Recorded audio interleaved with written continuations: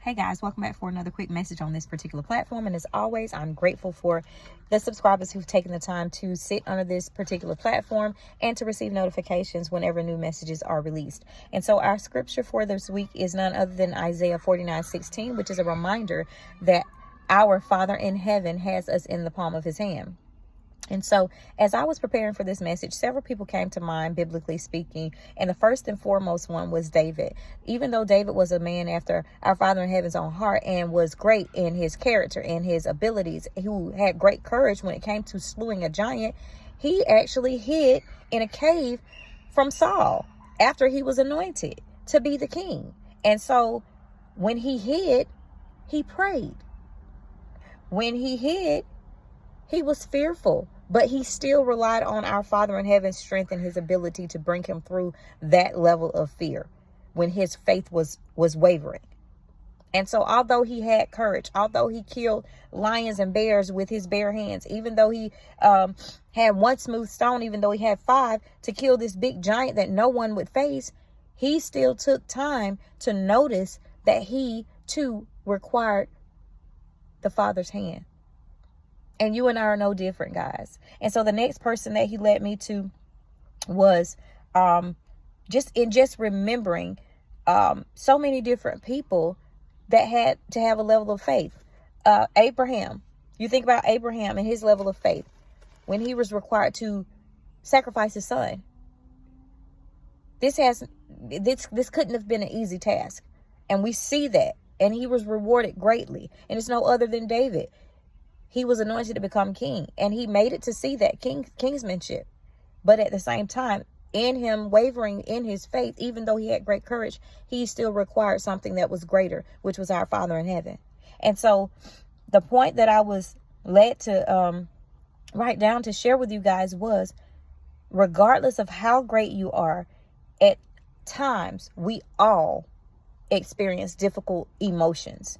We experience different emotions. We all process differently. And depending on where you are spiritually, when you're facing these oppositions in life, you may have a fight or flight response.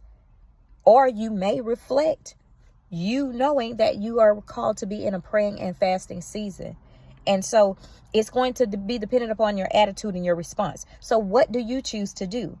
Are there any areas in your life that you become fearful and that are more frequent?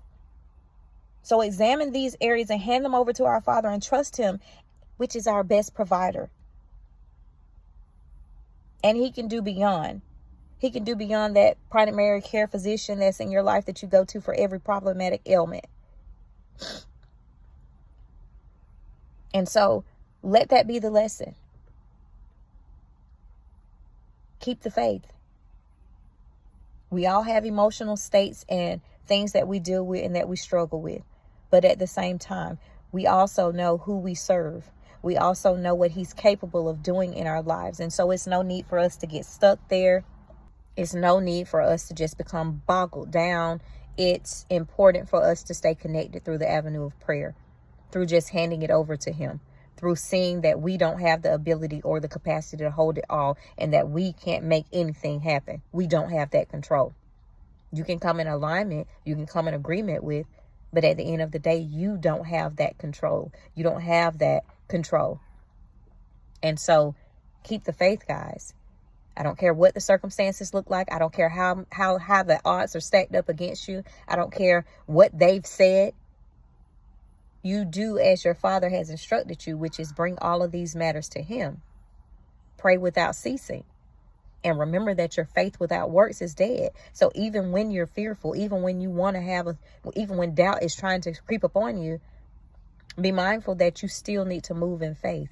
Because it's only in the things that you don't see that faith is going to have the ability to be able to speak to our Father's hand and say, hey, I am really putting it in your hand for you to come through for me this time in whatever capacity I need you to come through in. That's your faith, guys. So keep the faith. That's the message, guys. Take care. And I'm grateful for you guys taking the time to watch this video to its entirety. And I look forward to seeing you guys in the next message.